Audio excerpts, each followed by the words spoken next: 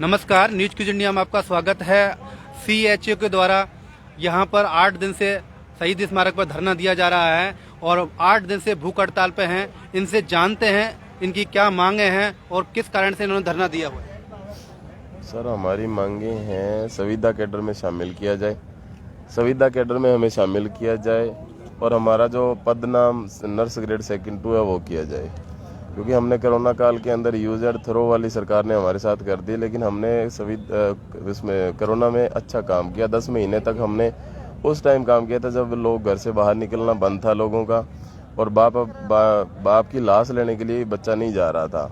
उस टाइम हमने उनका साथ दिया और हमने काम किया है। उस काम के बदले हमें 31 तारीख को एक तुगलकी फरमान जारी करके हमारी सेवाएं समाप्त कर दी जाती, ये कह के हमें निकाल दिया जाता है। लेकिन उससे पहले हमें 3-3 महीने का एक्सटेंशन बढ़ा कर जब तक उनको ज़रूरत थी हमें यूज़ किया, उसके बाद हमें निकाल दिया गया।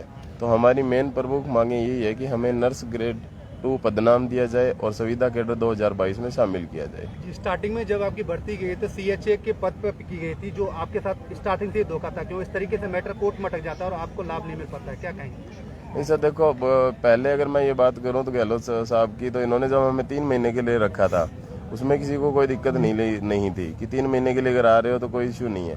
लेकिन जैसे जैसे इनकी डिमांड बढ़ती गई, इनकी ज़रूरतें बढ़ती गई, तो इन्होंने 3 महीने एक्सटेंशन कर दिया, क्योंकि इनका काम पूरा नहीं हुआ था तो इन्होंने 3 महीने और बढ़ा लिया। उसके बाद भी इनका काम कंप्लीट नहीं हुआ, उसके बाद इन्होंने 3 महीने और बढ़ा लिया।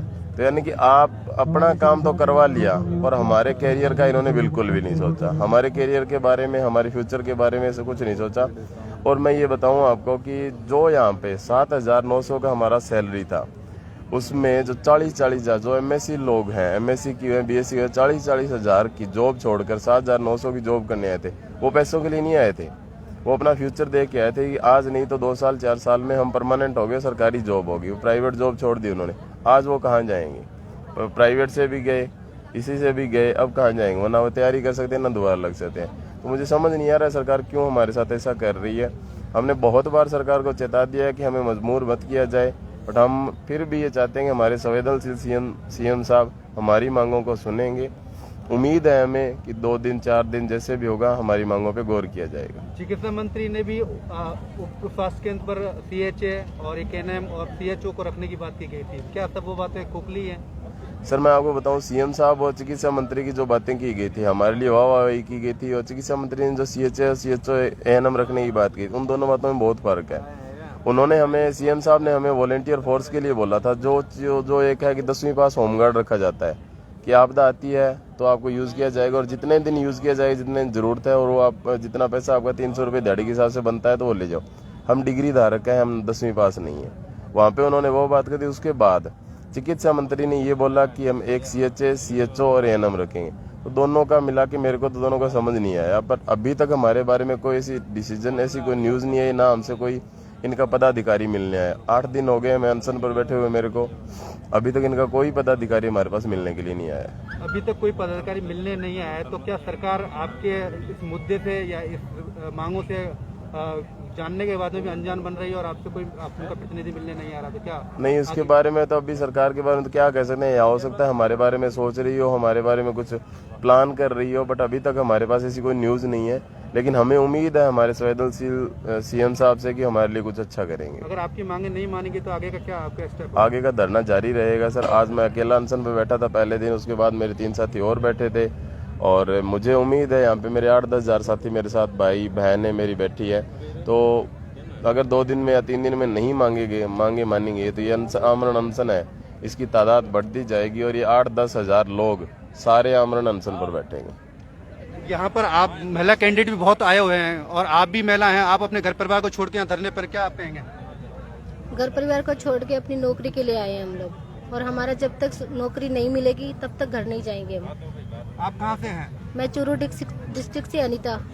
आप क्या कहेंगे धरने में? आपको मैं माननीय मुख्यमंत्री से ये बात बोलना चाह रही हूँ कि हमारे को कैडर में शामिल करे और नर्स ग्रेड 2 का वो दिया जाए, क्योंकि हम ऐसे तो है CHO के लिए 3 महीने के लिए लिया था, हमारे को कोई प्रॉब्लम नहीं थी उस टाइम पे निकाल दिया। लेकिन उन लोगों ने एक्सटेंशन पे एक्सटेंशन बढ़ा के हमारे को 9-10 महीने तक इनको ज़रूरत थी उतने दिन तक यूज लिया, और यूज में लेने के बाद में इन्होंने हमारे को एक तरीके से फेंक दिया।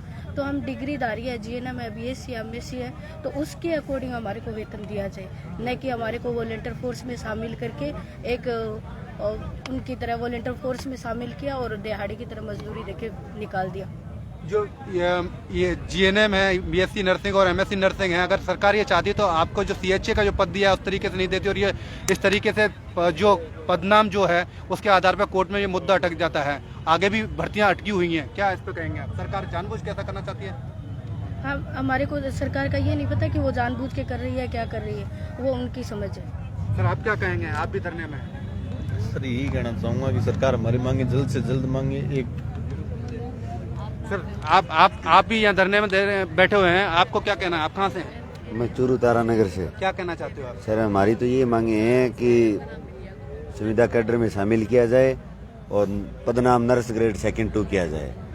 जिस तरीके से यहाँ सीएचए के द्वारा जो धरना दिया जा रहा है उसमें अधिकतर की मांग यही है कि उनको संविदा कैडर में शामिल किया जाए और आने वाले समय में इनको जो बेनिफिट जो मिल सकते हैं वो सरकार के द्वारा मिले और जल्दी जल्द इनकी मांगें मानी जाएं।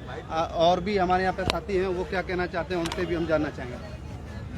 मेरा नाम दिनेश कुमार जोशी है, मैं भी कोविड स्वास्थ्य सहायक हूँ। सरकार ने हमारे साथ बहुत बड़ा धोखा किया है। पहले हमें ये बता के लगा दिया कि भाई आप कोविड में लगो और सेवा दो सरकार को, लेकिन हमने अपनी जान जोखिम में डालकर लगातार 9 महीने सेवा दी, लेकिन इसका परिणाम ये होगा हमें कभी सोचा नहीं था। 31 मार्च के बाद जो हमें आदेश मिला उसके बाद हमारे पूरे परिवार को बहुत ही बड़ा 31 मार्च के बाद हमारी सेवा समाप्त कर दी गई। मैं सरकार से यही दरख्वास्त करूंगा कि हमारी मांगे जल्द से जल्द पूरी करे। हमने भी अपनी जान जोखिम में डालकर अपनी सेवाएं दी। सरकार ने अभी तक आपको वेतन भी नहीं दिया है, बहुत समय से, कई महीने हो गए हैं। नहीं, कई जो पंचायतें हैं वहाँ पर वेतन मिल चुका है। जो सिटी की नगर पालिका है वहाँ पर अभी तक वेतन नहीं मिल पाया। अभी बहुत सारी डिस्ट्रिक्टों में 5-6 महीने से वेतन नहीं 3-4 महीने से नहीं मिल पाया है। क्या आप कहेंगे? हाँ, बताएं। 6 महीने तक वेतन नहीं मिला। कहाँ से हैं आप? पाली जिले से। पाली जिले से। क्या डिमांड है आपकी? हमारी डिमांड यही है कि अब हमारे को है ना, जो हमारे पहले जो कार्य कर रहे थे उसी के अंदर हमारे को कंटिन्यू रखे और हम सरकार को बहुत अच्छी सेवाएं दे रहे थे। हम चाहते हैं यही सरकार हमारी सेवाएं ले, हम भी सरकार को लाभ दे, हमें कंटिन्यू रखे। हम कोई उच्च फैमिली की नहीं है, निम्न परिवार के हैं, तो सरकार हमको समझे और हमारे काम करे। हम बहुत परेशान हो गए, हमको सरकार से ये उम्मीद नहीं थी कि हमारी ये स्थिति कर लेगी। हम सरकार को हमेशा अच्छे ही चाहे, तो हम विनती करते हैं सरकार भी हमारा भला सोचे। आप कहाँ से हैं? आप मैं फाजी ब्लॉक से हूँ, जयपुर के, कोविड स्वास्थ्य सहायक। मेरा यही मानना है कि सरकार को, संवेदनशील मुख्यमंत्री को हमारी बातों पर विचार करना चाहिए। हमारी यही मांग है कि हमें संविदा कैडर में शामिल किया जाए और हमारा पदनाम नर्स ग्रेड 2 किया जाए और हमारी 1 अप्रैल 2022 से निरंतर सेवाएं जारी रखी जाए। तो मुख्यमंत्री की जो संवेदनशील मुख्यमंत्री बोलते हैं, 8 दिन से आप इतनी धूप में धरना दे रहे हैं, अगर वो संवेदनशील होते तो आपकी मांगों को सुनते और आपको 28,000 को जो नौकरी से निकाला है उनको बेरोजगार नहीं करते, क्योंकि बेरोजगारी में आज राजस्थान भी 1 नंबर पे पहुंच गया है। हमारा लगातार धरना 8 दिनों से लगातार जारी है और हमको पूर्ण विश्वास है मुख्यमंत्री जी हमारा मांगों पर पूर्ण रूप से विचार करेंगे और अपना पक्ष रखेंगे। आप क्या कहेंगे? मैं तो यही कहूँगा कि जिस तरह से हमारे यहाँ पे कोविड से पिछले 8 दिन से डटे हुए हैं, तो उनको उनका हक मिलना चाहिए। वो अपनी हक की लड़ाई लड़ने के लिए यहाँ 8 दिन से बैठे अनशन पे। हमारे जो 3 साथी थे वो आज एडमिट भी है वहाँ पे। उनकी बहुत ज़्यादा हालत भी ख़राब है, लेकिन फिर भी उन्होंने मतलब कि अपनी हारे नहीं। हम डट के यहाँ बैठे रहेंगे और अपनी हक की लड़ाई लड़ेंगे और जीत के जाएंगे। हम जब तक हक नहीं मिलता हम जयपुर छोड़ने वाले नहीं है।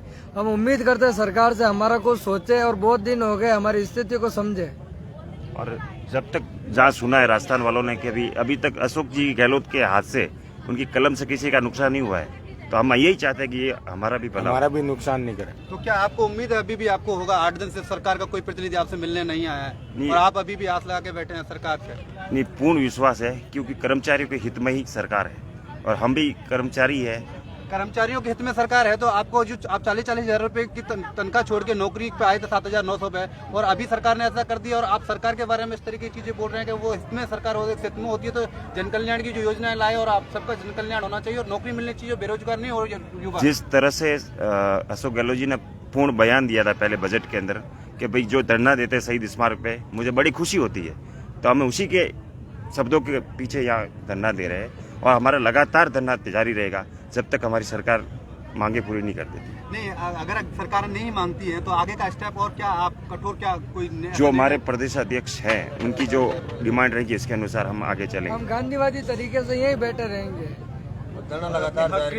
गांधीवादी तरीके से हमारा धरना शुरू रहेगा आगे पूर्ण रूप से, हम इसी जब तक तरीके हमारी से मांगे लेते पूरी रहेंगे नहीं और घर को छोड़ने वाले ही नहीं है जब तक हमारा हक नहीं मिलता। यहाँ पर जो कह रहे हैं कि धरना जो है गांधीवादी तरीके से धरना जारी रहेगा, अगर आगे मांगे नहीं मानी जाती हैं तो तब तक ये यहाँ से हटने वाले नहीं, जब तक नहीं मांगे नहीं मानी जाती हैं। आप देख सकते हैं यहाँ पे अब रात हो रही है, 10-10:30 बजे करीब बज रहे हैं और यहाँ लोग धरने पर अभी भी स्थल पे हैं, महिलाएं हैं, बहुत सारी कैंडिडेट यहाँ पर हैं और धरना दे रहे हैं। आप देखते रहिए न्यूज़ क्यूज इंडिया। नमस्कार।